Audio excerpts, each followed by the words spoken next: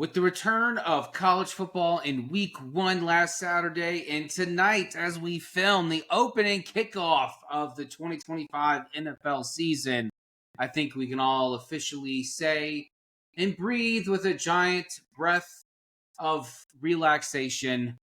Football is back. That's right, folks. Even the most ardent baseball fans, yours truly, still loves when football returns, because it also means the turn of a new season. And it also means a return of several things, like slow college football offenses. Or, hey, maybe my NFL quarterback isn't that bad. Or an overreaction, because how can we only beat UNM by 17 points when the spread was 49? Guys, folks, this is what football is. Week 1 of college football is how on earth did Alabama even come out on the field thinking that they could lay an egg like that and would be okay with it? Or Dabo Swinney coming out saying, yeah, we were pretty much graded the same on that final that we took the first day of school. But honestly, no, I fell asleep to that second half because I wouldn't want to watch my offense get destroyed like it did in that game. In college football, defenses start fast. They are the key. Offenses start slow. The problem is that when your offense starts so slow that your defense can't even keep up with the speed of a snail inside a molasses trough, then you got problems. In the NFL, yeah, you're going to know pretty quickly of whether or not your quarterback's got it. And we all know who the top 10 quarterbacks in the NFL are, and we know we don't have to worry about them. It's the defense that's the problem. NFL's a different story. It's a different pony. It's a different race. They're different odds. We bet differently. But, folks, it doesn't change anything that football is back. We are here. We can all do it with me. And release. It must be September. Because you know what? Labor Day's gone. I'm still wearing white in protest. And football is back. Guys, this is your new Friday Junior episode of Box Scores and Bourbon. Let's kick it off. Look at the box scores. Box Scores and Bourbon. We check each other's box scores and scores online. Baseball, box scores. So football, baseball, basketball, soccer, hockey. Box Scores and Bourbon. All right. It's so good to be back. Let's cheers ourselves in. Do it the right way. Cheers, everyone. Look at the postseason. Let's do it. Cheers. God. And clink. How was your first weekend of college football? How did it treat you? As a college football fan, I was quite perturbed. As a fan of LSU, I was quite elated. It is a very difficult balance of emotions. I absolutely want LSU to run away with the SEC, and yes, they have passed the first test. I know we want to talk about Texas and OSU, but hey, LSU going to Death Valley Junior really isn't anything that people can sneeze at when you take down the number 4 team in the country. I absolutely loved it. It was great. I do wish that I saw more competitiveness from teams like Alabama. That's strange. I wish quarterbacks like Jack Lane didn't throw 3 picks against Michigan, and then maybe we would have had a chance. There's just a lot. It was that very I did not enjoy. I did enjoy Nico, I'm going to get out of the way of the alphabet, going to UCLA and getting his butt just handed to him. Just absolutely handed to him.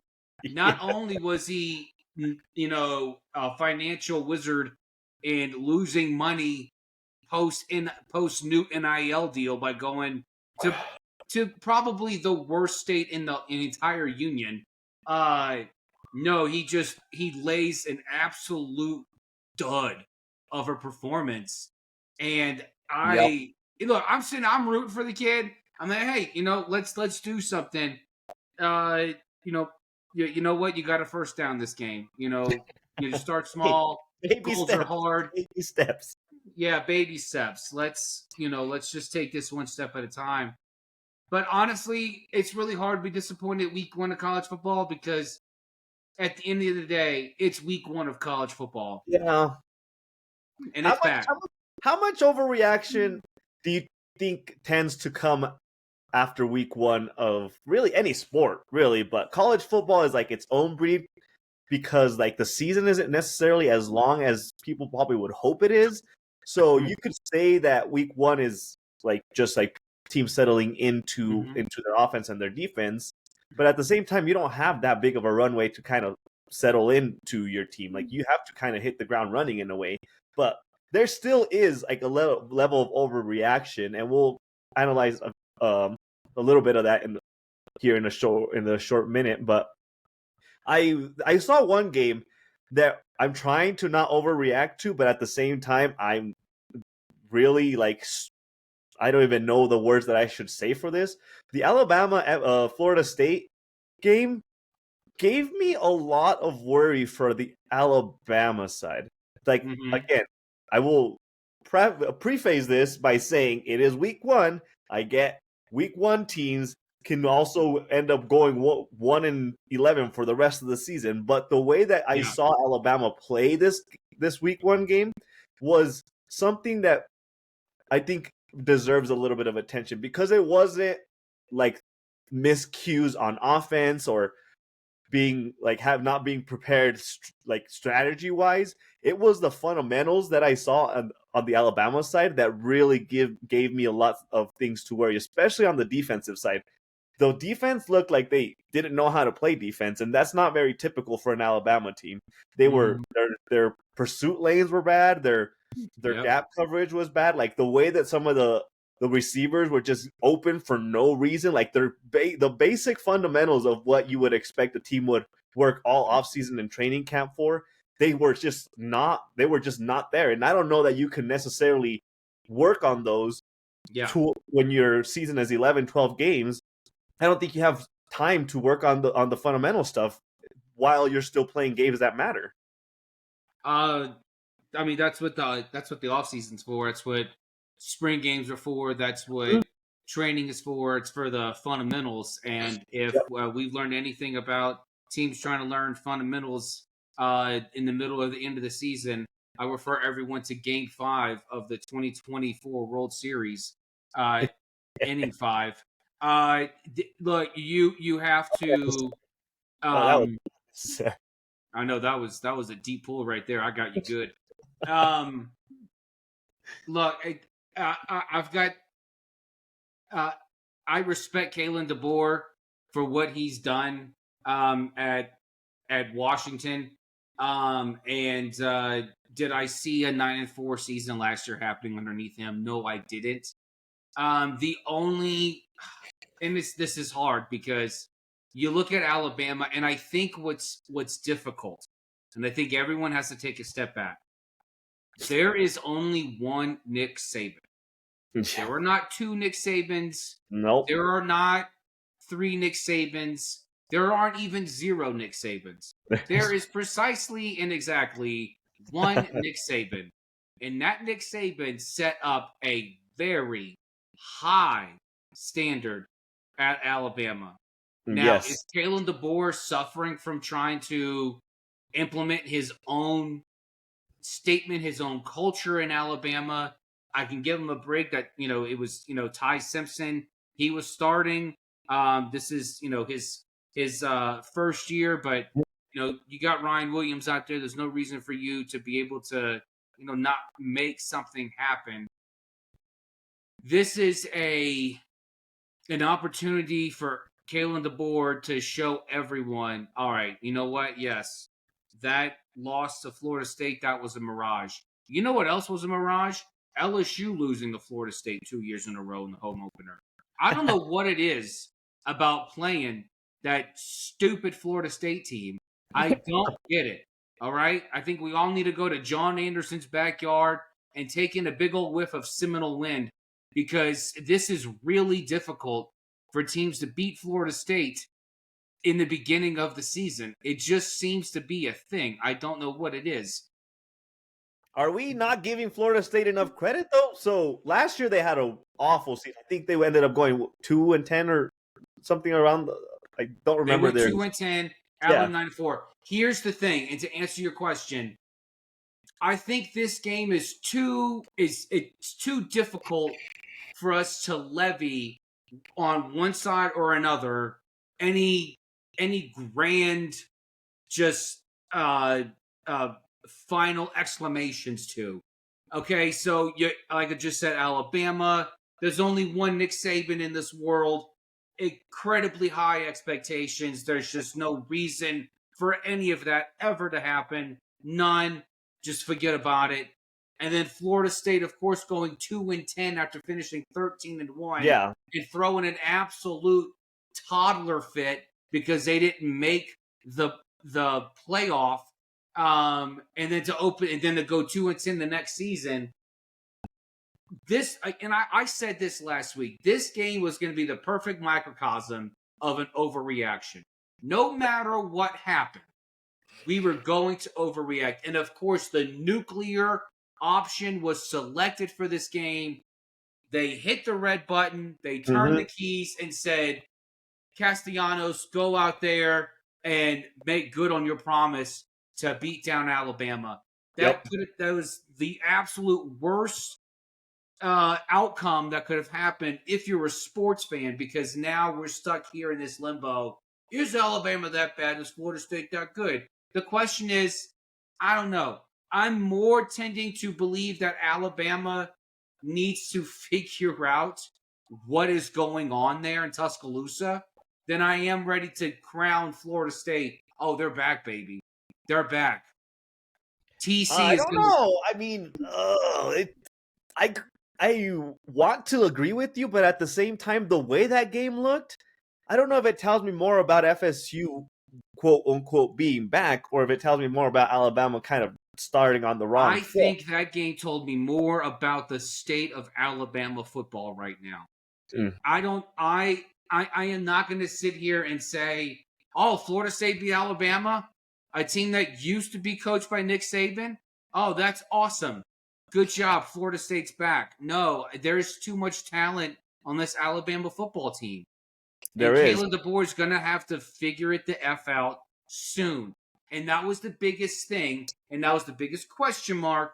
When they hired Kalen DeBoer, they said, well, his demeanor is not like Nick Saban. And people like, well, good. That's a good thing. Nick Saban hurt people's feelings. He made them cry. No, you need someone in there who doesn't give a flip, who understands that this is football.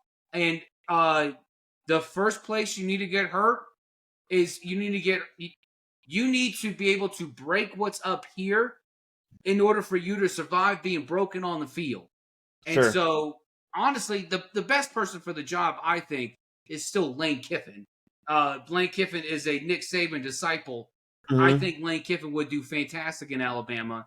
He would, it's really hard to sit here and say, oh, he would bring Alabama back to the heights of, Sabanism. No, Nick Saban, what he did there, that's a religion cultivated all on his own, and then now it's gone. We need to start over. But Kalen DeBoer needs to figure out that this is no longer going to be about, okay, we're just, we're working through some stuff. No, this is Alabama football. And there were questions about it, whether or not he understood that or not, coming from the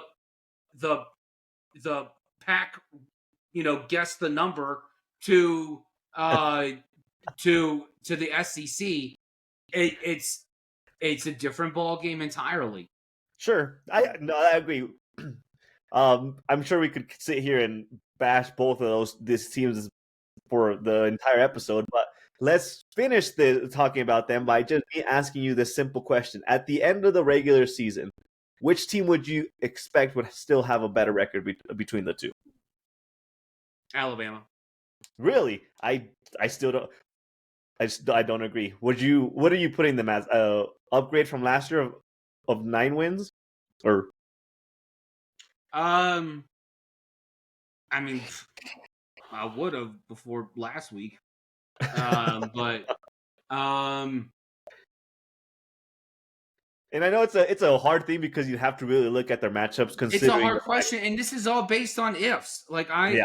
honestly, like I should have prefaced what I said about picking Alabama was that I trust Kalen DeBoer's approach as a head coach. And there's too much talent on this Alabama football team. Yeah. So I trust his approach as a head coach. I'm trying to keep a level head. I'm trying to stay logical with this, remembering that this is not Nick Saban, Yeah. but also at the same time, this is a dang fine football coach.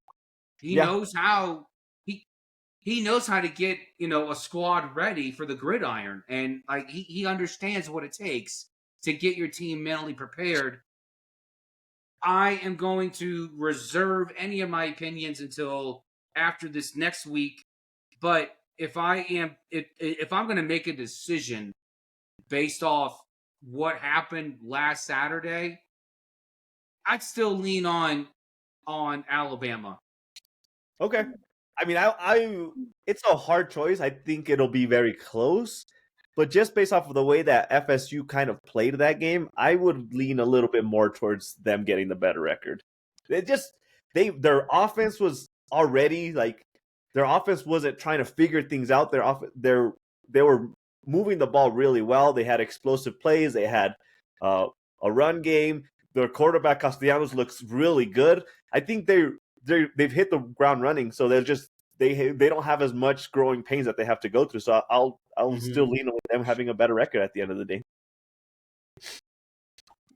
Yeah, I mean, and you can take that based off of the schedule, of course, and it's entirely possible Florida State doesn't. It's entirely possible they both end up with the same record. Mm-hmm. So, but we'll see what happens. Yep, we'll see. Yep. But there was another game that kind of leads us into a new segment that we want to talk about, and that was the Texas-Ohio State game. That's right. Do you want to talk about the game itself first, or should we just go right into our new segment? Let's go right into the new segment. Let's hit the new segment. Introducing the brand new stinking segment on Box Scores and Bourbon, we have Good Cop, Bad Cop on the horizon. Yes. All right, folks, for all of you out there, this is going to be a segment where we take one headline in sports. It could be a game, it could be a ranking, it could be a coach, it could be a player, it could be whatever. And we will play Good Cop, Bad Cop. Now, in today's iteration of Good Cop, Bad Cop, one of us will be good, one of us will be bad. There will be some instances where it's so in-depth and so deep that we will both play Good Cop and both play Bad Cop in order just to get our own twists and our turns involved into this storyline here. But today, for the initial segment of Good Cop, Bad Cop, brought to you by your gentleman from Box Scores and Bourbon, is OSU ranked number 1. So, to recap, OSU opened the season at home. Texas came in. The anointed third generation Arch Manning came in and proved to the world that he's adopted. And so Ohio State, of course, takes away the victory and went 14-7 over number 1 ranked Texas. So the 3 ranked Ohio State Buckeyes, they of course jump up to number 1 because mathology. And now Ohio State is ranked number 1. Manny, I am going to open the floor to you. Yes. Do you take Good Cop, Bad Cop, OSU being number 1? I will be the good cop today. Okay. So the good cop in me will tell you that Ohio State is playing the part that they should be playing. They are the defending national champions, and they came out on the right foot, beating a team that was projected, or is projected still, to be in the playoff, of course, and possibly making the national championship. They took care of business. There's no reason for you to think that Ohio State shouldn't be number one, because it's not that every team gets different preseason.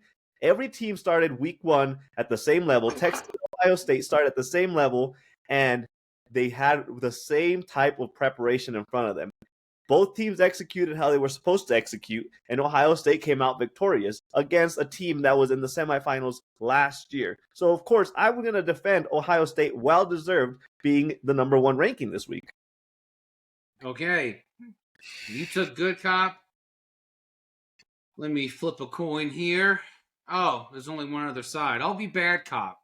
Okay, look, Ohio State, yes, they beat Texas. Texas was the number one rated team in the country. Okay, they came back with a stout defense.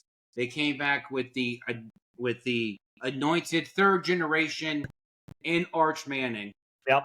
Here's my problem with that. Yes, Ohio State won, but they lost at home and got outgained by over more than 100 yards.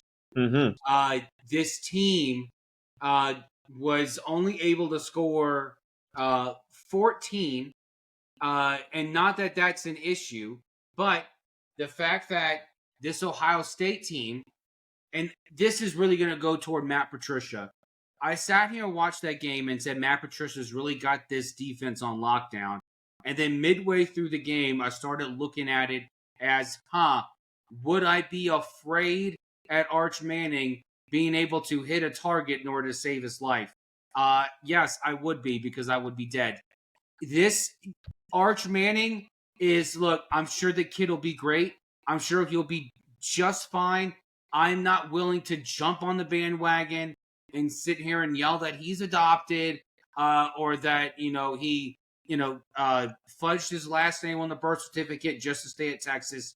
I am full aware that this kid, this is his third year at the university. This is his first year as a starter. There is a reason, like I said last week, that he stayed on the bench and only came in mop-up duty or when Quinn Ewers was hurt. The only times he came in, the pressure was not put on his shoulders, and for good reason. We all saw it.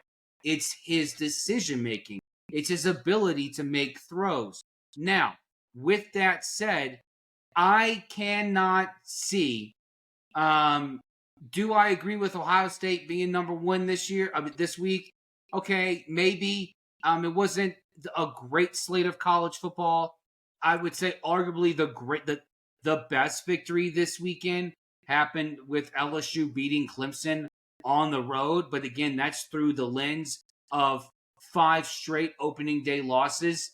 And then you have to go to Death Valley Junior and then earn that victory on the road. And if everything was equal, if everything was based just off the second half of that game, yes, LSU should be number one because they absolutely shut down an elite quarterback. I knew you were going there. I knew you were going to bring up LSU. I'm not going to sit here and say LSU deserves to be number one. I'm going to say give Ohio State number one. But my reservations for this is not a good I'm not seeing enough to say this is a great Ohio State football team. Caleb Downs was all over the field. Caleb Downs is, hands down, the best defensive player in this draft. No disrespect to Peter Woods, but Caleb Downs was all over the place. Now, Ohio State beats Texas. They should have done so much more against Arch Manning, but that defense let Texas offense cook in the second half. The greatest threat to the Texas offense was the Texas offense. They really shut themselves down. I don't know what was going on with Steve Sarkisian. I don't know the packages he was throwing in there. Maybe trying to put the ball too much or the game too much on the shoulders of Arch Manning. I don't know what was happening there. But if things were different, if Wisner was the one that had the game on his proverbial shoulders second half, I could see Texas actually pulling through with that victory. There's Let too me much. Let me ask you this. Let me stop you right there. Let's talk about the rankings first off. Who was the national champion? Ohio State was. Why Which would is they why not I start don't disagree. I don't disagree with the fact that they're number one. But There's an argument. here's my follow-up thing was, why did they not start as number one? That by itself was pretty Because of the disrespectful. talent drop off. They lost so much on defense. They lost so much on offense. They lost the two best, probably the two best coordinators, and arguably the two best coordinators in college football from last year. They lost Chip Kelly. They lost Jim Knowles. They went now. Brian Hartline stays in the organization. He just moves upstairs, and you got Matt Patricia, who wasn't coach colleges. He was an assistant, I think, in Syracuse. So since 2003. Okay, great, awesome. So I'm not going to sit here and say that it's inconceivable for me to see Ohio State number one. But as the bad cop, I can sit here and tell you that absolutely there is reason to be concerned if you're an Ohio State fan. Hell, if you're a Big Ten fan, there is reason to be concerned. I did not see anything from the Big Ten this week that elicited any real promise of like, ooh, that's a powerhouse. Okay? I get Penn State won. They played Nevada. Awesome. Okay, great. Good job for you. You should beat Nevada. But, in order for me to play my role as bad cop, I'm going to lay out all the reasons why that Ohio State is only number one because they beat the number one ranked team. Not They because were the number two team. No, Texas was number one. No, I'm saying Ohio was the number Ohio 2 team. State is now number one because they beat the number one ranked team in the country, not because they played like the number one ranked team in the country. But okay, so being the good cop for Ohio State was, correct me if I'm wrong, the number 2 team in the country going into week 1. 3. Oh, 3. Okay, so they were the number 3 team in the country. Out of the matchup for 1v3, only one of those teams gets the W. We can't have it both ways where we sit here and talk about the points scored, but we also only care about the win-loss record. At the end of the day, the team that came out victorious, the only stat that matters is the W at the end of the game. No, Ohio State. There is a thing. No.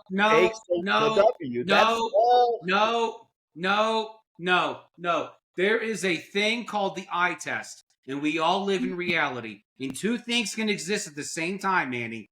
You can jump up to be the number one ranked team in the country because you, as the number 3 ranked team in the country, beat them. You can also be the number 1 ranked team in the country and still not play like the number 1 ranked team in the country. There are too many question marks for this Ohio State team for me. That offense was completely shut down in the second half. Now, Julian saying his very first start, okay, we'll see what happens there. There's a treasure trove of talent that left that Ohio State offense. That Ohio State offense is super young. Buka's not there. Travion Henderson is gone. Will Howard, the great white hope, he's gone too. Chip Kelly's gone. There's a lot of question marks on this team, and kudos for them beating the number 1 team. But what I saw, the eye test for me, I did not see a team that if I'm the 2, 3, 4, or 25th ranked team in the country, I'm not terrified to play you. Okay, let me ask you this. Let's play what if. Let's say the game would have finished. Yeah. Well, let's say the final score was 13-10. Texas won the game on a field goal as the clock hit 0. Should they at that point deserve to stay number 1 then? I'm only by default because they're the number 1 team in the country. Well, what about the eye test? I said by default. I know. Two things can exist at the same time. By default, yes, they would stay number 1, but they didn't win. Ohio State won 14-7, and by the hair of their skin, by the hair of their chinny chin chin in the second half there, because Texas, that offense the greatest detriment to that Texas offense was the Texas offense. They were the greatest detriment to themselves in that second half. So by default, yes, if you're number 3 and you beat number 1, okay, yeah, you'll jump up to number 1. But did you play like the number 1 team in the country? No, you didn't. I didn't see that at all.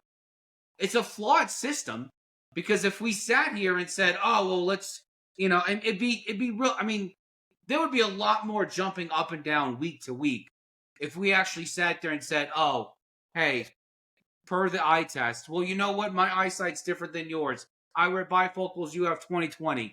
I've got one good eye. You practice Buddhism. You got a third eye. So it's like, there's just too many eyesights on this. It's too objective. You're the one that brought up the eye test. And let me correct you real quick. Look, it is an eye test, but it is subjective. It's subjective. Oh, sure, of course. But we can agree on the fact that the eye test or the flawed ranking, the arbitrary ranking in college sports needs to have some mathematics behind it to make it make sense. We can agree on that.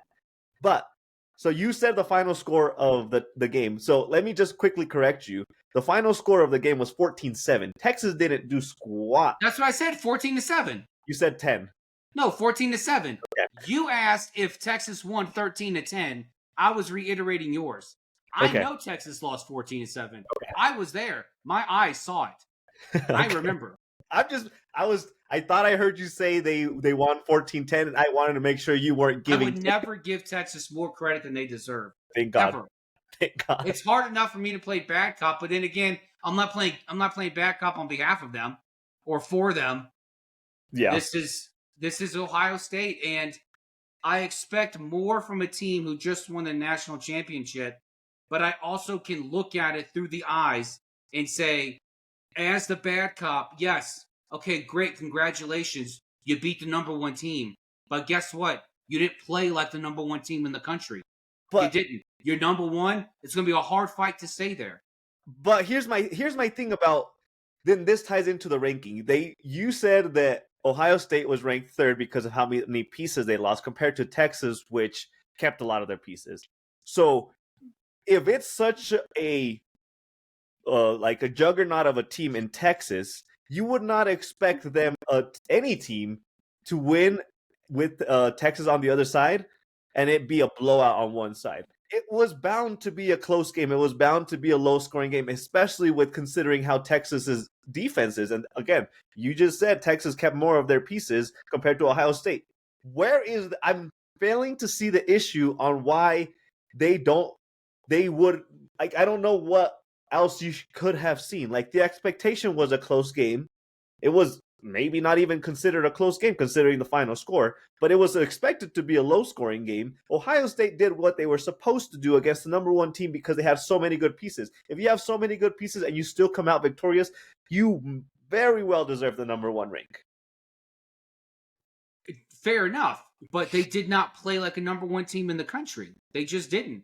The number 1 team in the country didn't play the number 1 team in the country. Neither one of these teams played like the top team in the country. Neither one of them. And the only reason, and I know this is true, the only reason Texas is number 1 is because Arch Manning. That's the only reason. It's the only reason. Yeah. Ohio State won the national championship. Yes, Ohio State lost a lot of talent. Ohio State lost a lot of the leading minds on the sideline. They're all gone now. Now you have to do an adjustment period. I get that. Congratulations, Brian Hartline and Matt Patricia. You absolved yourselves well against the number 1 team in the country. But guess what? The number 1 team in the country didn't even play like the number 1 team in the country. Yeah. And so in order for me to sit here and say, I say congratulations to Ohio State for being number 1. Congratulations. But for me to sit here and say, hey, they're the number 1 team because they are the number 1 team. Okay, well, that means many different things to a lot of different people. Okay, and so, but to me, if I'm looking at this through the lens of bad cop, Ohio State absolutely did not play like the number 1 team in the country. So then let me put the pressure on you again. What would have Ohio State had to do to deserve the number 1 rank in the country? I would not have expected them to put up 31 points on Texas. I also wouldn't have expected Ohio State to get outgained by over 130 yards at home. I wouldn't have, especially against an offense led by Arch Manning. I think that's more of a pro than it is a con for Ohio State. Like, you got outgained and you still did a well enough job to come out of there with the win. You got outgained by a team led by a quarterback who proved he's not yet ready for prime time. That's what they called SNL back then. The not yet ready for prime time players. Arch Manning proved that he's not yet ready for prime time. He's just not. I'm not saying he won't get there, but he's not. And you led a team. Granted, Steve Sarkisian is one of the great offensive minds in college football today. I understand that. But you let that team outgain you by more than 100 yards at home. Right. At home. The juggernaut. The only reason why they stayed in is because Caleb Downs and company figured out how to stop Texas in the big moments in the second half. And credit to Matt Patricia, but it should not take that much against an Arch Manning-led offense.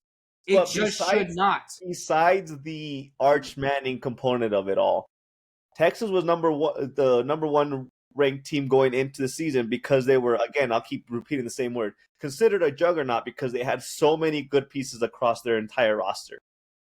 And they still managed to beat that juggernaut of a team. I don't like. I know that you can look at the statistics, you can look at the yards gained.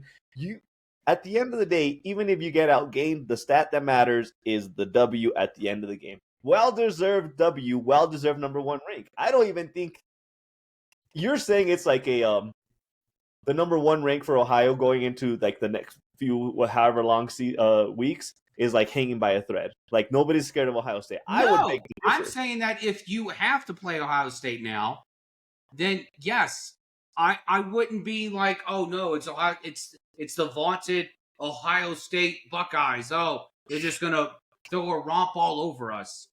Not a romp. That's what I'm saying. Is that this they did not. When you promote, you don't promote and then say, okay, now I'm promoted. Now I'm going to act like the promoted. No, you get promoted because you're already playing like the promoted. You get to number one because you're playing like the number one. And the number one college football, the rankings are flawed.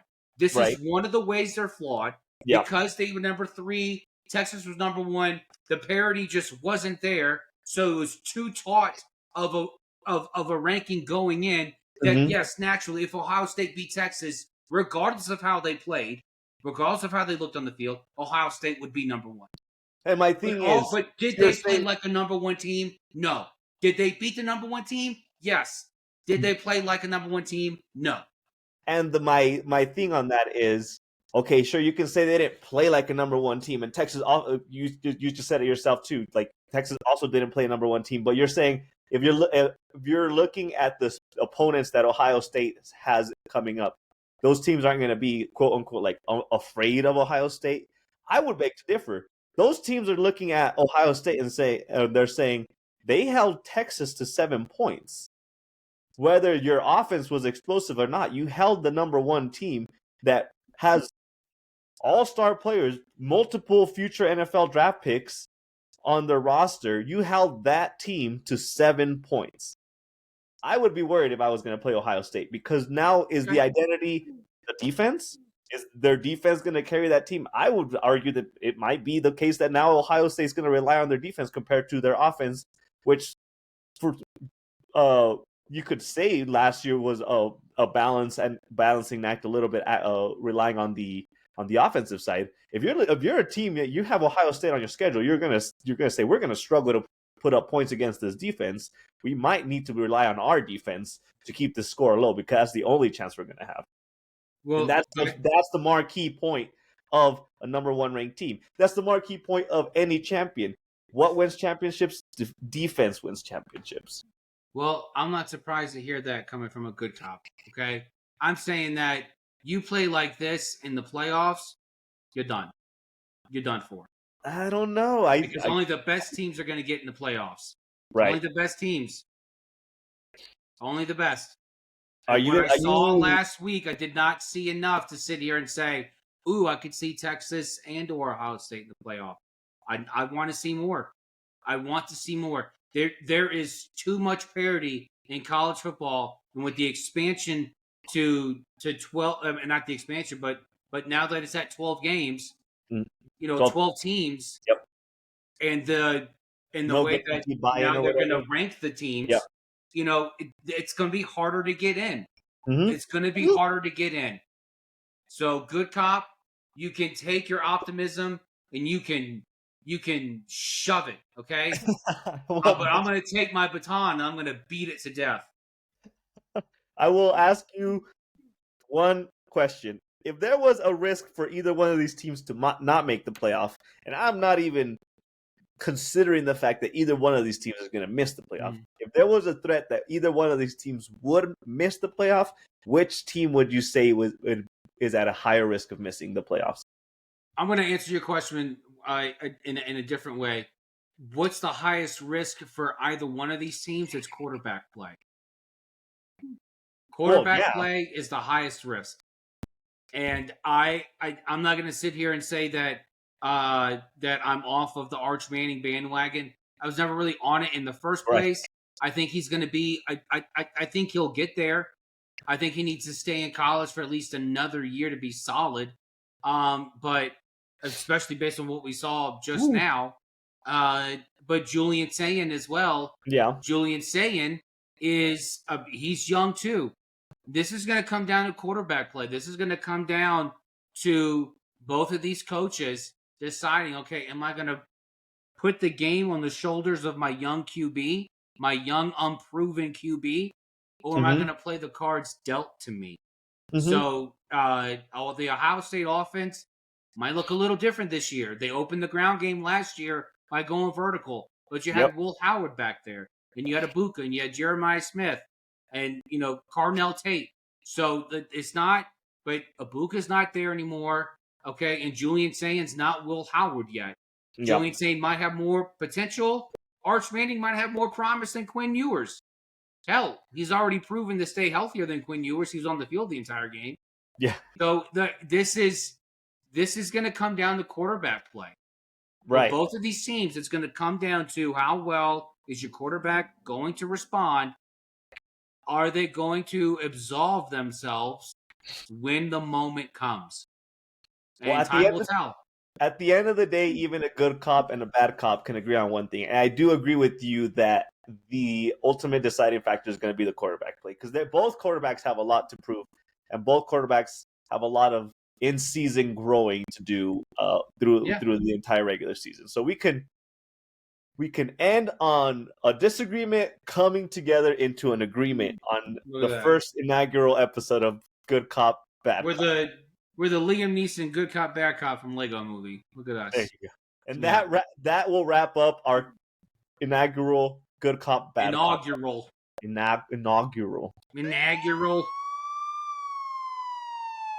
I love that so much. It was so much fun making this graphic. Okay. We are going to end the episode on our predictions for the NFL season. Yes. So predictions on varied levels. And I think, Manny. Yeah. So we already discussed who we think is going to finish at the top of each division. Yep. Remember the now infamous movie titles per team segment, which was such a fun thing for me. What I would like to do is I would like to start with the conference championship games for both conferences. Okay. So, do you want to start with your AFC and NFC? Oh, we'll do one and one. Let's start with some people consider it less competitive conference. That will be the NFC. So let's start with our NFC conference championship matchups. Okay. For me, there's a lot of like asterisks on this matchup, but I do have a matchup prediction for the conference championship on the NFC side. I am going to go with two NFC North teams making the conference championship, similar The to Bears how and the Vikings? similar to how last year the NFC conference championship was made up of two NFC East teams with the Eagles and the Commanders. This year, my prediction is going to be the Lions and the Packers matching up to represent the NFC in the Super Bowl. The Lions Wow. the Lions have there's no reason to think that the Lions are going to have the major injury plague that they had last year. I know there's some questions about the Lions and how their coaching is going to work because of they lost both coordinators, but if they stay healthy with a head coach like Dan Quinn at the helm, they are easily one of the top 3 teams in the NFC. Now the Packers are more of a wild card, but with the Micah Parsons trade, if Micah Parsons actually is able to play, because there's already rumors that he has some injury on his back that maybe he won't be ready to play, or maybe it'll be something that lingers and holds him out a couple of games going into the season here and there. But if he plays, he is going to be a much of a X factor for that team. That team already has a wide receiver room that has the experience. They got their jitters and they got the experience under their belt last year. We all know the story about how their wide receivers had nothing to. They dropped the most passes in the NFL last year. I don't think that's going to be the case this year. They drafted a rookie that's really, really good, and they've bolstered their defense, which was already also really good last year. So I'm going to just go with the Lions and the Packers in the NFC conference. So did you say who was going to win that game? Don't say it if you didn't. I did not. Okay. All right. Okay. Just, yeah, I mean, to caveat, it is, I do think Matthew Golden is going to add some stuff to that wide receiver room. Yep. And fun fact, so everyone was complaining about Michael Parsons disappearing in the playoffs because he only has 1 sack in 4 games. Do you know what his average sacks are in the regular season, fall to? 12? It's like a sack every 4 games. So 12 sacks in 18 games. So,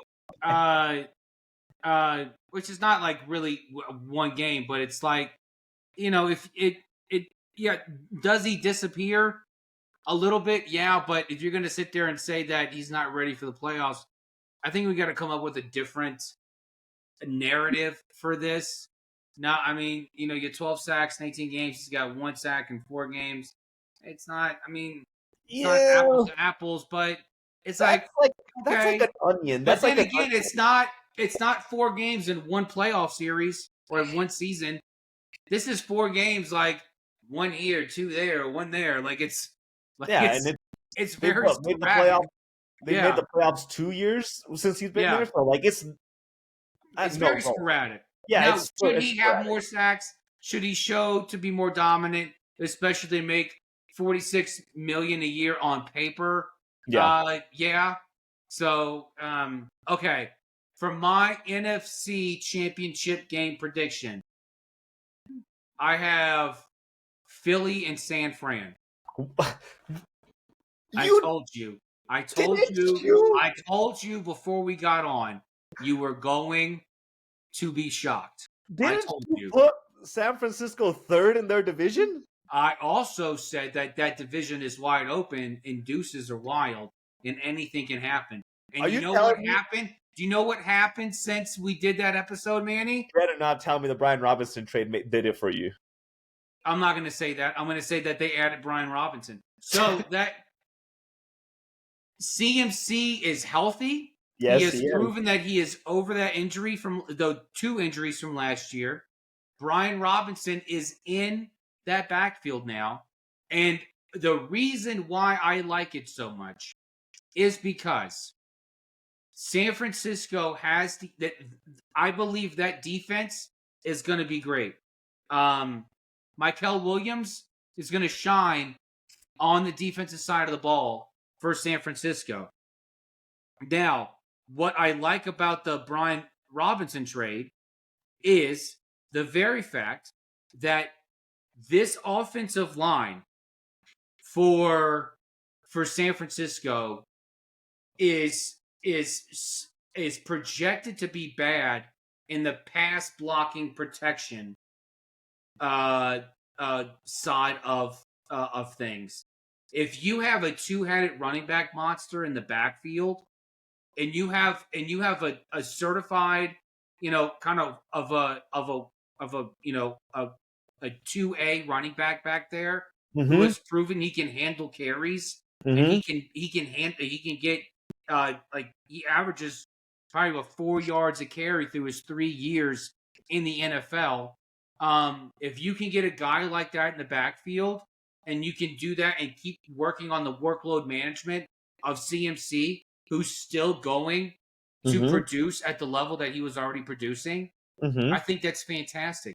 And it also takes the pressure off of Brock Purdy's shoulders.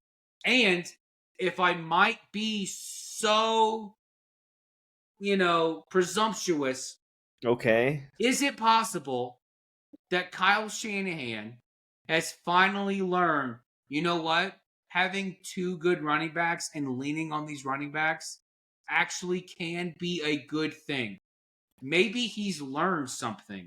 Yeah, no, he hasn't. Maybe something's being learned here. I don't think he has. I think that San Francisco defense is going to eat.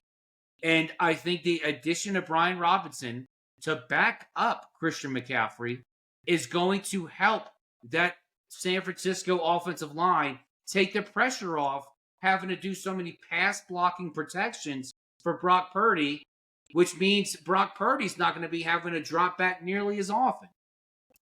Yeah, I'm not too sure about that.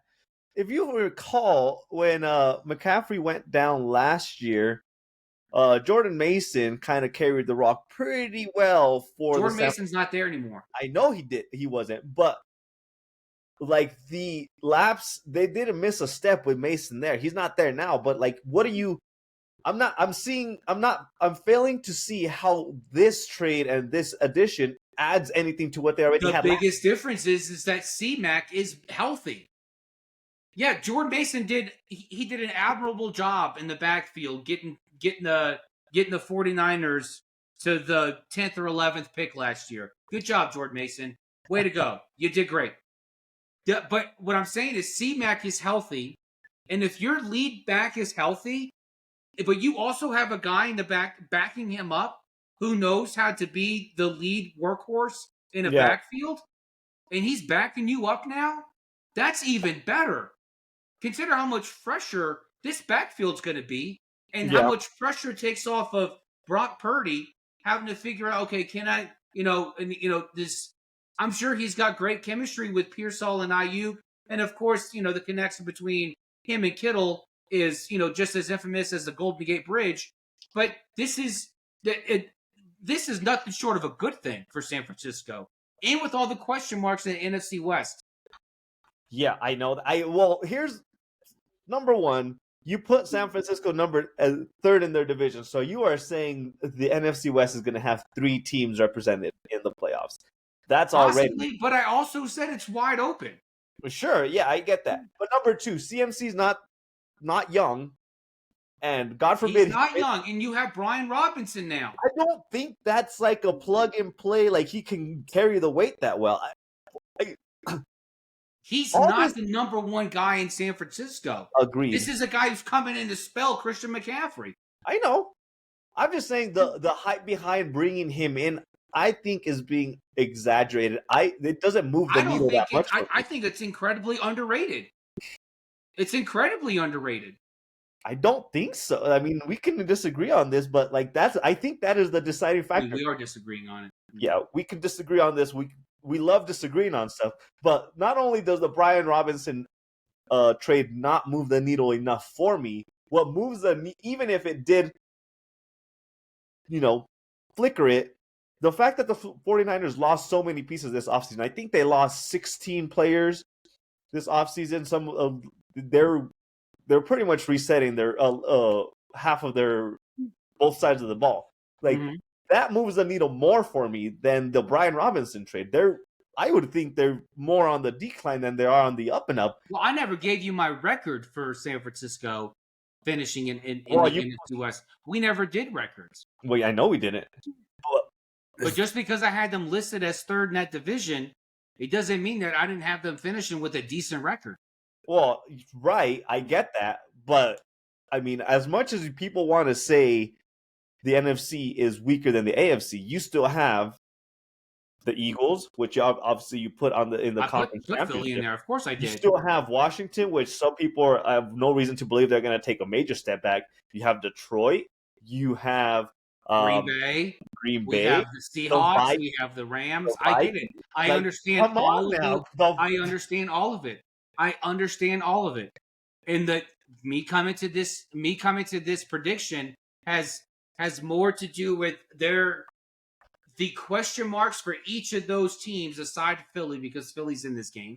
Yeah. The question mark for the rest of those teams outweigh the addition of Brian Robinson to this team. So there's not enough question marks on the San Francisco side for you to be a weary. I talked about the question marks on that team, but I talked about how the addition of Brian Robinson actually helps aid in the projected biggest question mark of the team, which is the pass blocking of that offensive line. Sure. Yeah. Okay. Well, you did warn me that you were going to catch me off guard with your conference championship pick, and that you have in fact caught me off guard with your conference. I did a lot of soul searching. Okay, I sat next to the crib of Benjamin Button. I walked for 7 years in Tibet. Okay. Yeah. I had an interview with a vampire. I did a lot of soul searching, and this is what came out the other end. Maybe the other end was on the backside, and it was just like, you know what? I can't wait until it's Philly and San Francisco, and I want you bookmark it now. Bookmark it right now. At the 57-minute, 26-second mark of episode 77. This is when you realize, Nostradamus has come through and he has predicted. No. I want our viewers to pitch in to this conversation. Which one is more likely? Eagles, 49ers, or Detroit Packers? I feel like we both have a little bit of a I can guarantee you all the hate that I've gotten for the Brock Purdy talk that I've had on this podcast, which is completely misplaced, by the way, because I never said he was garbage. All I said was he's not Joe Montana or Steve Young. Forgive me. That's really the bad thing I've ever said. You said, well, that was not the only bad thing you said. When the contract negotiations were happening, you were saying they should sign him to a 3-year contract. 3-year, $100 million. I think that is perfectly suitable. Yeah, well, yeah, that's. And I still think that because you also said the 49ers players. You said the 49ers role players were helping Purdy look better than he is. Now all of a sudden you're saying you didn't bash him. I think there was some. No, I'm making the same case. Brian Robinson being there helps Brock Purdy not have to be so much of the centerpiece of the offense. No, I get that. Because Brian Robinson is there to back up CMC because of the projected lack of pass protecting options. This is a good thing. And if we remember Kyle Shanahan, he gets in his own way. He does. If his hand is forced to use one of the two running backs, one of the two starters that he has on this roster in order to make stuff happen, something's got to give. I will remind you that he is the offensive coordinator of the Falcons that ran the ball 3 times in the Super Bowl where they choked on a 28-3 lead. And he's also the head coach of the 49er team that said, Christian McCaffrey, you're Mr. All-World. Why don't you take a back seat to Mr. Irrelevant? He's got this. There's nothing that has told me that he has learned his lesson. I understand This might be John Lynch forcing his hand. Yeah, it is. I'm sure it is, but that doesn't. John Lynch isn't calling.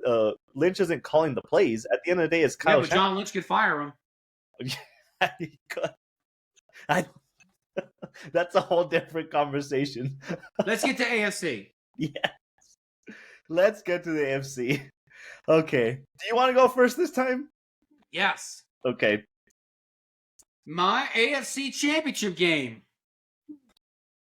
is Baltimore and Buffalo. Oh, you beat the drum roll. Do it again. Do it again. Oh, here, there you go. Baltimore and Buffalo in the AFC in the AFC Conference Championship game. Yep. This is a year where not only does Buffalo have Kansas City's number, but it also means that Lamar Jackson wins another playoff game. And I said another. Yeah. He wins another playoff game. And so this, and neither of these teams is Kansas City. No slam to Kansas City. I just think in the realm of trajectory, which again is another depth of reality that we live in, I do believe in the trajectory of Buffalo and Baltimore more than I do in Kansas City. Agreed. Yeah, I'll make mine short and sweet. I actually have the same matchup for the conference championship. Pittsburgh and Houston? Yes, no. I have Buffalo and Baltimore in the conference championship. Wow. Yes. All right. I know, it's weird. We agreed randomly. You're such a Mahomes pusher. No. You're like a drug dealer out there. It's like, no, this drug's still good. You should take it. You should take so much of it. Take the rest of the drug. I picked Mahomes to win the MVP last year, and he pretty much laid an egg when it comes to the expectations for him, even though they made a Super Bowl. But there's all these conversations about the Chiefs coming back angry because they got so embarrassed in the Super Bowl. I understand you're out for revenge, but at the same time, Baltimore has only made their team better this year. And Baltimore was also, starting with week 1, inches away from beating you in the season opener and slippery fingers away from tying a game against Buffalo in the division round from making the conference championship. We'll never know what could have happened if Baltimore would have won that game and matched up against the Chiefs. But this year, for as angry as the Chiefs want to be, I just think both the Bills and the Ravens have just kept pace with them. I'm not seeing anything on the Chiefs side that says, "Oh my God, they've revamped their offense, they revamped their defense. Mahomes has lost 50 pounds. This is another Super Bowl run." Baltimore is a juggernaut. No if and buts about it. The Bills are the Bills. They keep building onto their roster. They've been playing the patience game, and they've been slowly adding pieces to. Every year they've found a deficiency on their roster, and they've addressed it every offseason. And that is like the perfect thing a team can do. They were struggling with pass pressure. They've brought in Von Miller this year to add that leadership and to add that kind of the pressure aspect to that component of their defense. Like, they continuously have been addressing the areas of need, and Baltimore just keeps.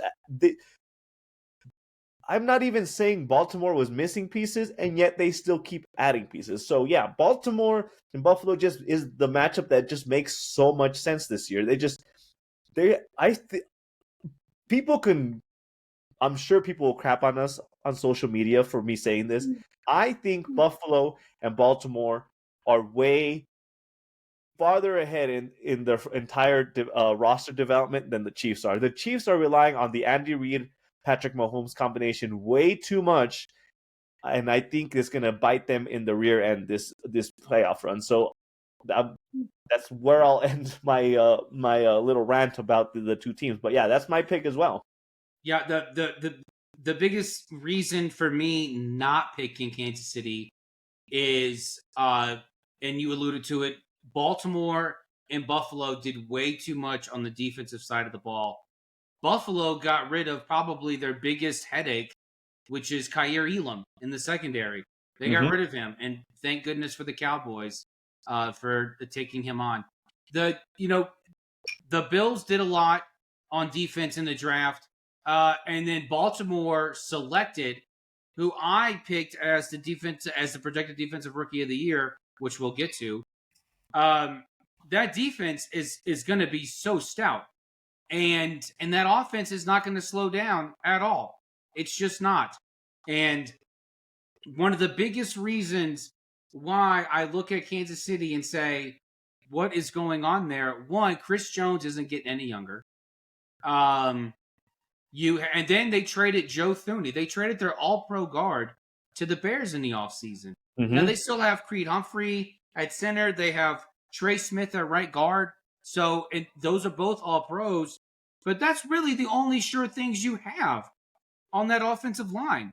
Mm-hmm. And so to be able to, like, if you have question marks at the tackle position, but you were solid from right guard to left guard, all three positions, I don't know why you would move on. It didn't make any sense to me. And maybe it was a money thing, I guess. I don't know. They brought in, Mike Caliendo's there. They drafted, what's his name?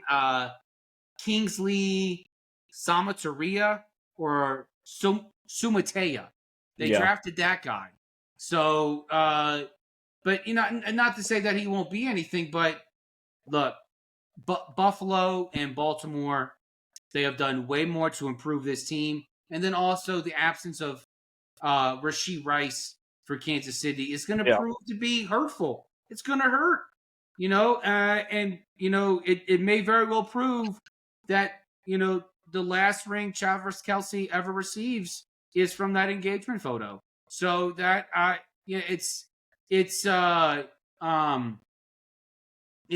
but I like the trajectory Buffalo's on. Yep. The reigning MVP is still on Buffalo. And then Lamar Jackson is still a quarterback, a human being, the two-headed monster, him and Derrick Henry in Baltimore. Defenses are much improved. Yep. So, it's great that we agree. I know, finally. And you know what's going underreported? The addition of D-Hop for the Baltimore Ravens. He's a great... DeAndre Hopkins, yeah. Yeah. Mm-hmm. He's like a great addition to that Baltimore. And let's not forget, like, Baltimore's a place where receivers kind of just, like, collect, it's like a retirement home for receivers. It's Odell Beckham. It's DeAndre Hopkins. This is a place where and I know I'm missing one, but this is a place where receivers are like, let me try to find my footing again. Let me go to Baltimore. Yeah, and I mean, Hopkins he didn't fit in too well with what the Chiefs were doing. I think he was on the Chiefs last year, but he still has some gas in the tank. Like, he still can open the field vertically.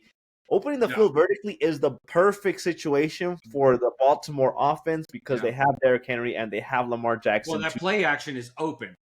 Like, if you got Derrick Henry and Lamar Jackson's ability to run, forget about it. For days.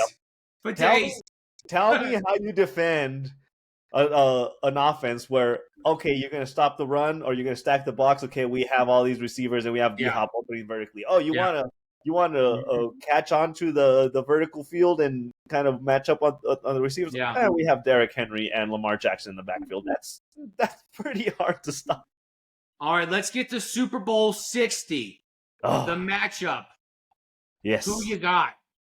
I am going to go with the Detroit Lions and the Baltimore Ravens, which I want to say I was very close to picking last year. If not, was my pick last year. I don't remember exactly, but I'm going to go with Detroit Lions. Again, staying healthy. They have all these pieces. They have an amazing defense, and they know how to be explosive on offense. And on the Baltimore side, again, a game of inches, a game of slippery fingers. Every year, the Baltimore Ravens have gotten just a little bit closer in figuring out how to take that step forward. And every year, they've taken a step forward. They keep beating themselves. I don't think this is going to be the year that they beat themselves. This is going to be the year that they... Well, it is the year to beat themselves because didn't you pick Detroit to beat them? No, I'm not. I am torn on my Super Bowl winner. No. My matchup for the Super Bowl is going to be Baltimore and Detroit. Oh, you have Detroit over Baltimore? It's a I do tie. not.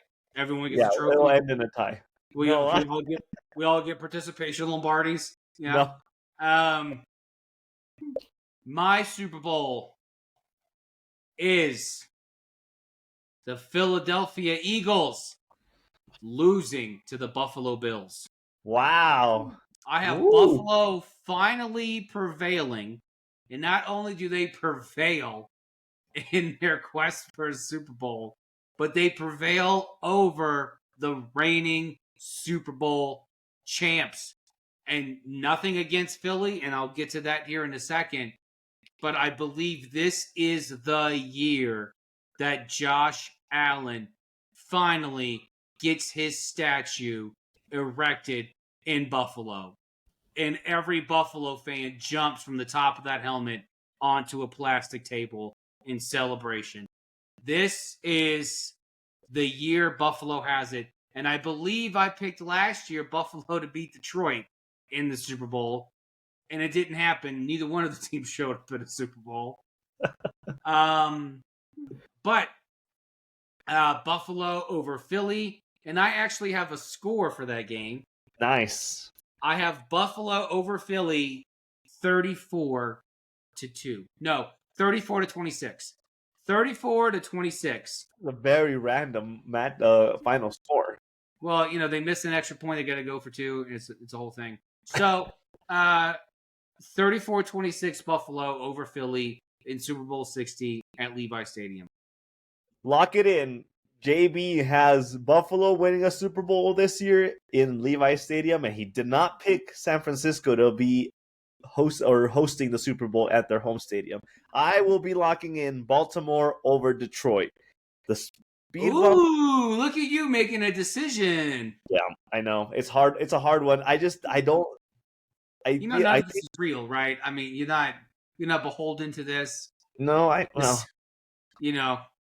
I mean, it feels like a very engagement ring kind of moment right now. But I will take Baltimore. It just eventually, everything tells me Baltimore eventually is going to figure everything out. And just something tells me this year is the year that they figure everything out. They've been so damn close every year. So we both have one team from our AFC Championship game pick winning the Super Bowl. Yeah, which makes sense. The AFC is the more competitive side. If you gave me the top 5 teams in the AFC, top 5 teams in the NFC, I'd probably pick 4 of the 5 on the AFC side to win those matchups. Let's move to Coach of the Year. So so for Coach of the Year, MVP, Offensive Rookie of the Year, Defensive Rookie of the Year, I have a winner and a runner-up. So runner-up for each category. So for Coach of the Year, my runner-up is Jim Harbaugh. Oh, I like that. For Coach of the Year, Sean McDermott. Well, makes sense. It's not that surprising if you have them getting on the streak that you do. Do you have them also? Would you expect them to have the number 1 seed in the AFC? Is that where you're? Okay. Yes. That makes sense. I think the road to the Super Bowl leads through Buffalo. There's not too much argument on that side. I'm torn between John. I always flip their name. Jim and John. John is in Baltimore. John is in Baltimore. Yes, he is. I'm torn between John Harbaugh and McDermott. I'm gonna agree with you. I'm gonna go with McDermott. I don't know. There you go. Come on. It's a weird one. Make a decision. Stick with it. I'm sticking with it. I'm gonna agree with you. I hate agreeing with you, but I'll agree with you on this one. Coach of the Year is it's such a wishy-washy situation for a Coach of the Year because sometimes it's just which team looks best, the best record. It's all over the place as far as what they actually consider when it comes to Coach of the Year. I don't know. I'll agree with you, but I'll put my runner-up as John Harbaugh. Okay. My MVP, my runner-up, Lamar Jackson. Ooh, that means that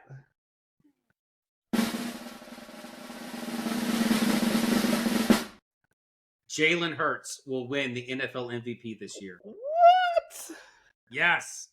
I believe this is the year Jalen Hurts reaches the pinnacle of quarterback stardom and brings home the hardware for best player in the NFL. He will be the MVP of the NFL this year. That's such a hard sell because they're such a stacked team. There is something about like whoever's voting, they put so much weight on how your team is constructed. When you have Saquon Barkley in your backfield and if you're winning games, even if they went undefeated because you have such a stacked team across the board, it's just such a hard sell for me to buy into Jalen Hurts being the MVP. It's just there's too many good pieces. Like, is it really Jalen Hurts the one that made that team the most valuable? Was he really the most valuable player on that team? I don't even know if he would be the best player on that team. That's a hard one for me. I don't know. Look, he was already the Super Bowl MVP last year. Yeah. This is the next step. And Yeah. look, along with my takes on Brock Purdy, I've gotten a lot of hate and flaming arrows for my comments about Jalen Hurts. Okay, and I'm not going to back down from them. But I did not say any of those things because I don't think Jalen Hurts can do it. I'm saying these things because I believe he can. Mm-hmm. I believe he actually can be and will be the NFL MVP by year's end. He will be it. The outweighing of a stacked team, I feel like, will be too much for the voters to look past. I think Jalen Hurts is going, and look, we talked about this earlier. What's it called? It starts with an I and ends in a T. Eye test. Okay, so this That's not. There's going to be something about Jalen Hurts' game where you are going to watch it, and something about his gameplay is just going to feel different. It's going to feel electric. It's going to feel as if he is a man on a mission. What mission? Like what? He's a Super Bowl champion. It was a Super Bowl again, bro. To get to his third Super Bowl in 4 years. No, I'm not buying it. That's a hard sell for me. I am going to go. Give me your MVP then. I will give you my MVP.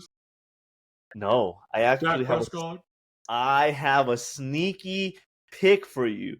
First off, if we're going based off of runner-ups, I am going to put Josh Allen as my runner-up.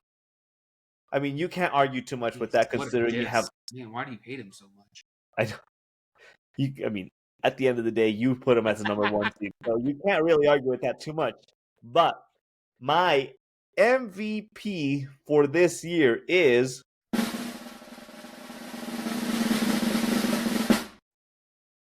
Joe Burrow.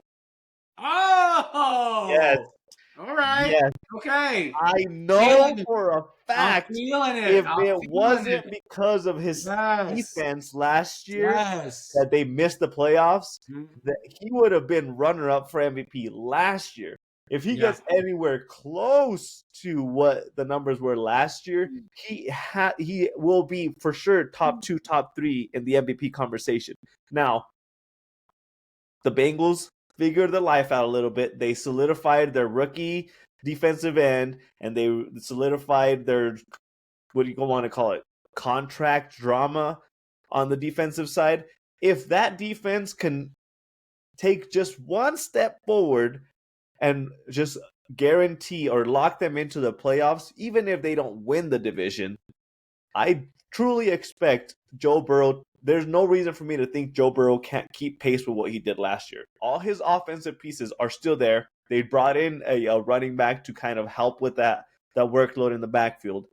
If Joe Burrow puts anywhere close to the numbers that he did last year, it will be his MVP for him to lose.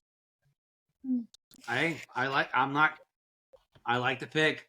It's a good one. I like it. And we discussed last week how we spell Burrow. Burreaux. So this is great. I love it. Yes. I knew you liked that. Offensive Rookie of the Year. Are you ready for me to hit you with my runner-up? Oh, yeah. Marion Hampton, running back, Chargers. That's okay. Marion Hampton, I think, is going to have a under-the-radar season because I don't know what this Charger receiver core looks like. And Hampton's already been named the number 1 running back in this offense over Najee Harris. I think there's a very good possibility Marion Hampton kind of allows Justin Herbert to just let the game come to him as opposed to him having to force it on himself. Right. Now, Offensive Rookie of the Year winner. Oh. That's it. That's all I get.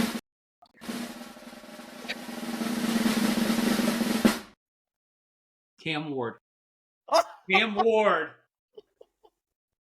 There has not been a lesser talked about number 1 overall pick. And he's black. And we're still not talking about him. The NFL's all about talking about the black players. They even released an article saying, hey, first time in history, 16 black starting quarterbacks. I did see that. Great.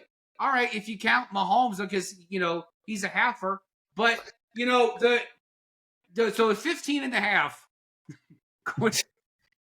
Cam Ward is one of the least. I'm going to get canceled so fast after this. Cam Ward is one of the least talked about first and number 1 overall picks.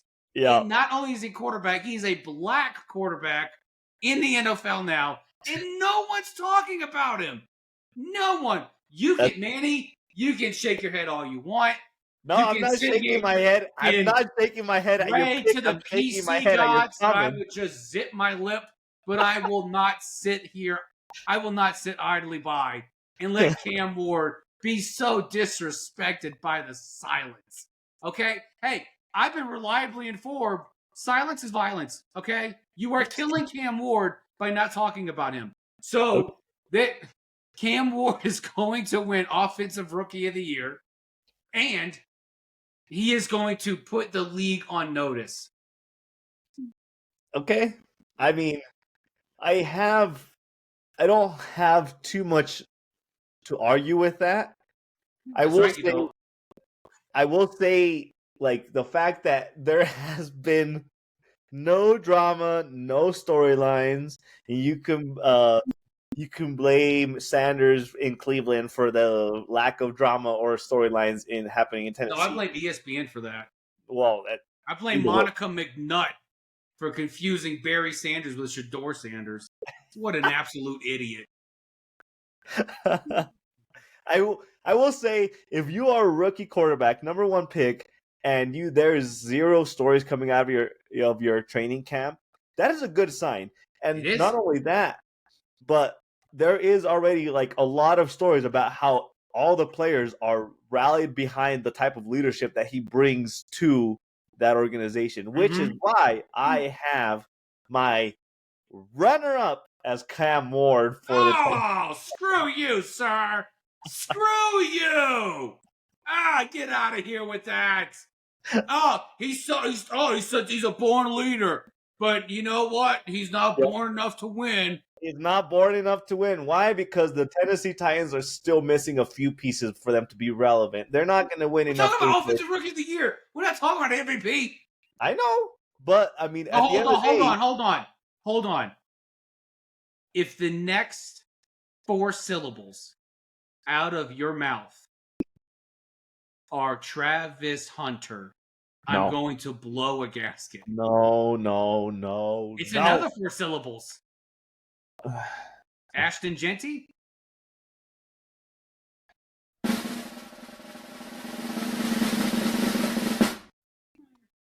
Your Offensive Rookie of the Year is going to be Ashton Genty. Okay, all right. I don't hate it. I better not. As my runner-up. Well, okay. I will tell you my reasoning by asking you 1 or 2 questions. Who is the head coach for the Raiders right now? Pete Carroll. what does he love doing since he was in Seattle? What type of offense did he just love to run?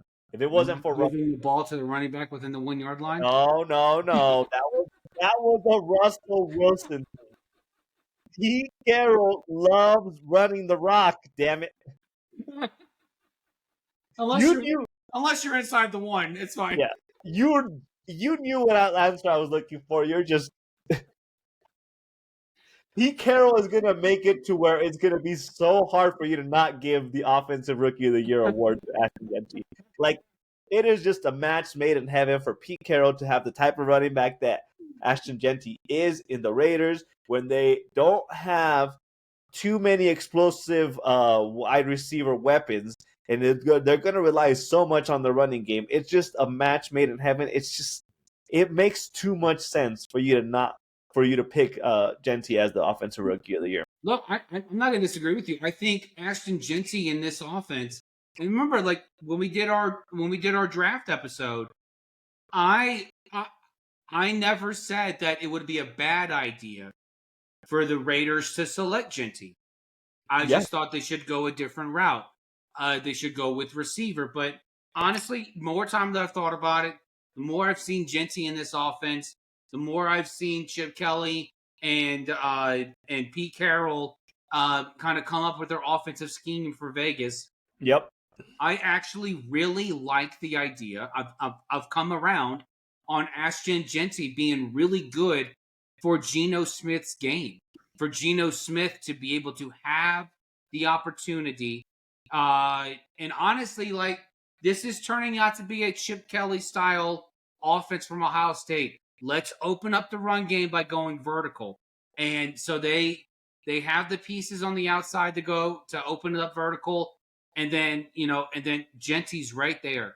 Yep. So if Jeanty proves, his worth in the NFL, if he proves to be just as productive, well, not as productive because no one's going to rush for 6,000 yards in the season. But if he proves to be on a level productive as he was in college, a comparable NFL productive to college, yep. Then absolutely I can see this offense really opening up. And if you're the Raiders, that's really the biggest thing that was in your way. The defense was always there. Mm-hmm. Max Crosby and company, the law firm of Crosby, and Crosby, was always going to put up numbers for you. It was whether or not the quarterback, and if you had a running back in the backfield. They have not had a running back since they let go of Josh Jacobs. Yep. And they never should have let go of him in the first place. So this is going to be a great opportunity for the Raiders to show the world, hey, we do have an offense. Remember that time we used to do things with Rich Gannon and Tim Brown? Remember that? We're going to do those things again, except now we have an impressive running game. And I'm excited, and I like the pick. The pick. I really do. The only thing that causes me worry about this pick is that Chip Kelly tends to have a little bit of a tendency of going away from the run game. And he's shown that since he came into the NFL when he was the head coach for the Eagles. And he did this weird, like, vertical sideways offense thing. And even with Ohio State, you were one of the critics of his offense where he kept losing his way of not opening the field through his run game. That is what worries me if he falls back into his old ways and forgets that the running game is where they should really be leaning on, that it would just end up being that Jeanty doesn't even get enough carries for him to be in the conversation.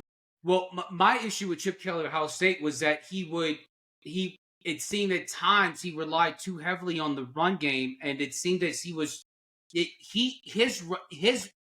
his offensive scheme is best. And I've said this repeatedly, and I said this all the way through their national championship run, which, yes, I was probably one of 3 people who called it last year. I said it over and over again. Ohio State was going to win the Natty. The biggest thing for Ohio State, and that Chip Kelly offense in particular, was his running game was the most effective when he opened it up via the vertical game. Yes. When he was able to get the ball in the air, and Chip Kelly's a mastermind at being able to come up with the plays, let the game develop, and he's going to respond to it, and he's going to throw it to where he needs to, all in an effort to open up those lanes. Yep. In the trenches. Yeah. For the running back. So Yeah. this is if Chip Kelly stays on par.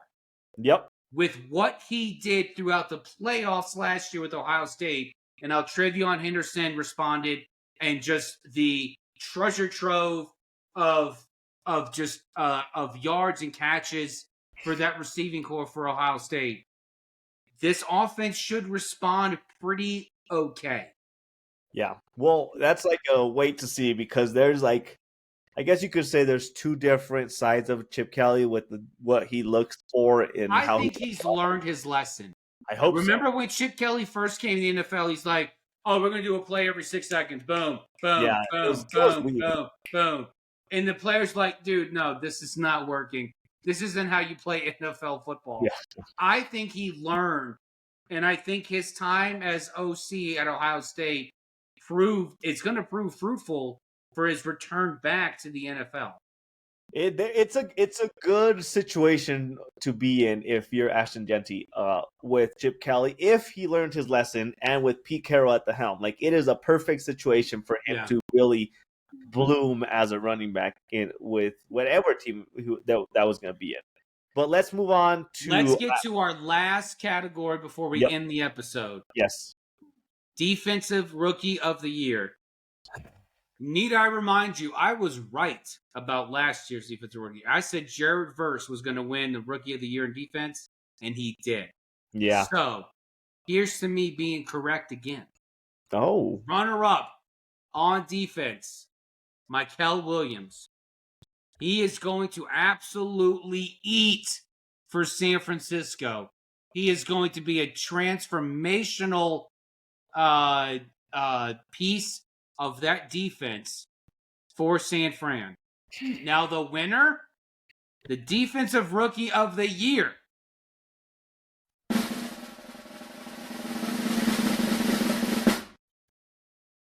Malachi Starks, Baltimore Ravens.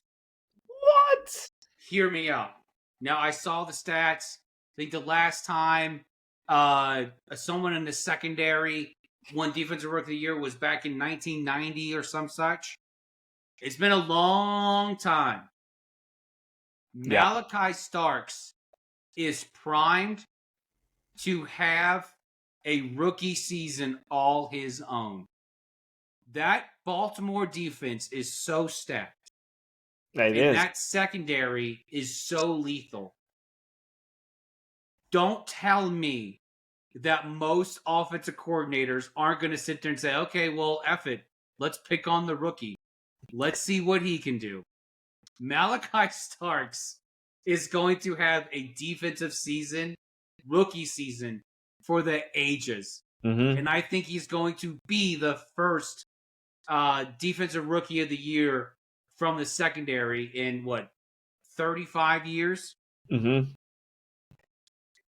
Yeah. Well, mine's going to be more, more like not even that impressive or mind-blowing. I'm going to go with Abdul Carter as my defensive rookie of the year. I like that.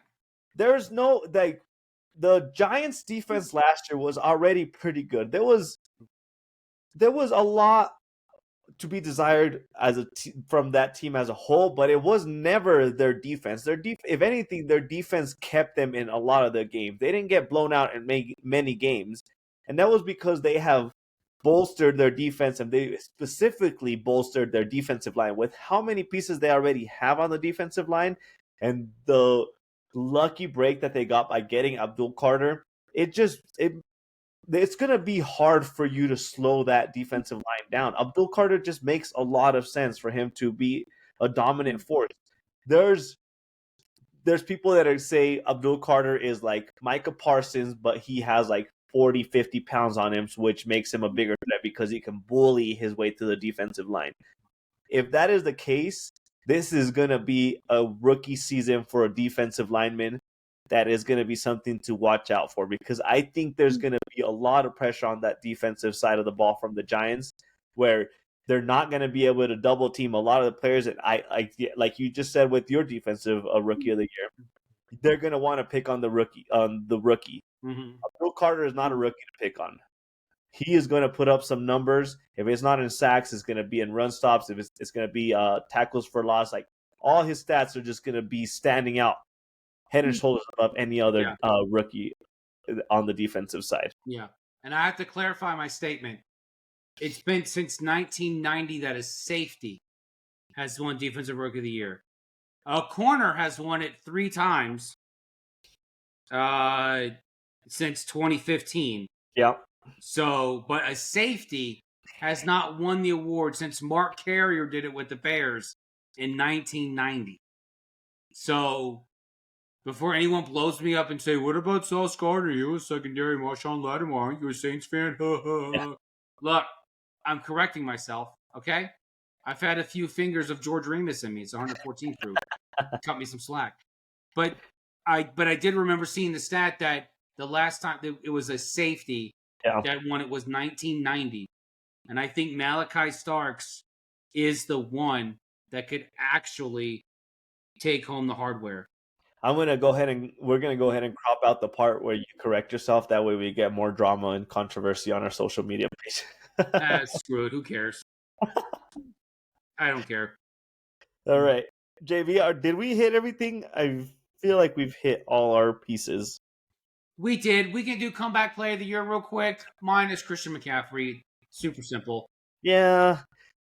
Comeback player of the year is such a hard one for me to like really pick on, because there's not a clear definition of what you're looking for in a comeback player of the year. If I had to, based off of the injury, I would probably go with Christian McCaffrey, because he got injured and he was expected to be such a dominant force in the offensive side.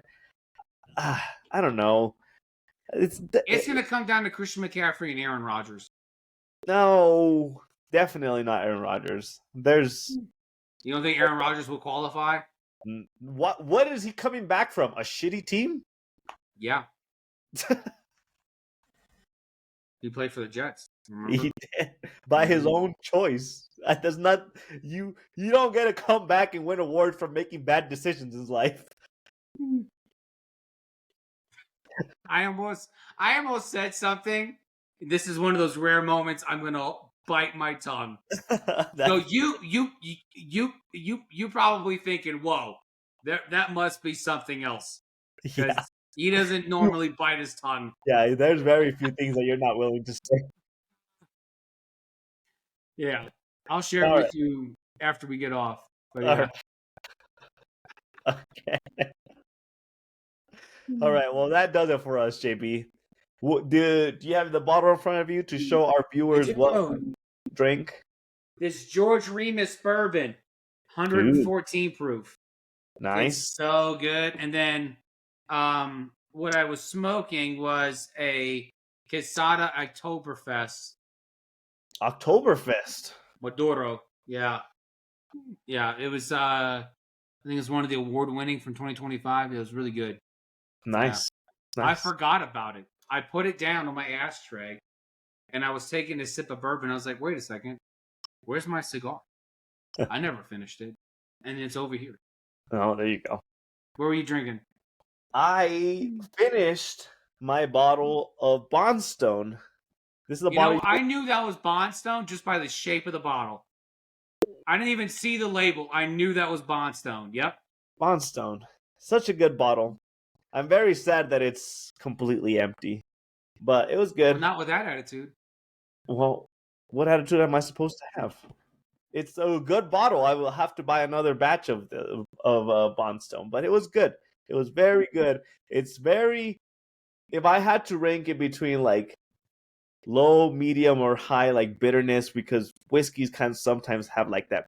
It's a very solid medium where like it gives you a little kick at the aftertaste, but it's very easy to sip on. It's a very lovely bottle. Yeah. Before we end, we should probably send a prayer up to Andy Reid They're playing in Sao Paulo tomorrow, so I don't want them to think that he's a beached whale. Yeah, it's not going to be a good week. Jesus, JB.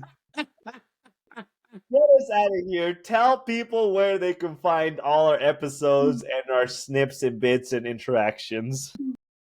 You can find our full-length episodes, Box Scores and Bourbon, YouTube, Spotify, Apple, Amazon. And they are all video version. You can also find additional content at BSB Sports 24, TikTok, X, Instagram. Check us out. Leave us a like. Drop a comment. Start an argument. I love it. Actually, hold on. I want to give a shout out to 2 of the people who started an argument on one of our videos. Oh yes, I saw that. Yes. They were going at it with what take was it? I can't remember what take it was. The Auburn and Baylor. Yes. And so Arnett 2019 and Colby Blythe. I saw your comments and I thought you were blowing me up. And I was like, I never said Baylor State. No. I would never say Baylor State. That doesn't make any sense. But I appreciate the both of you. And then, of course, Arthur saying Baylor State, this guy got to be rage bait. Yeah. So, comment of the week, beautiful. I might start a comment of the week from TikTok comments every episode. I might open up the episodes with these because this was too good. It was funny. I loved it. Thank you guys for responding, fighting, rage baiting, whatever it is you're doing. I don't know. I love it. Manny loves it. Keep it up. Keep doing it. Give us a follow. Drop us a comment. And until next time, folks, stay thirsty. Cheers, everyone. To everyone but Jerry Jones.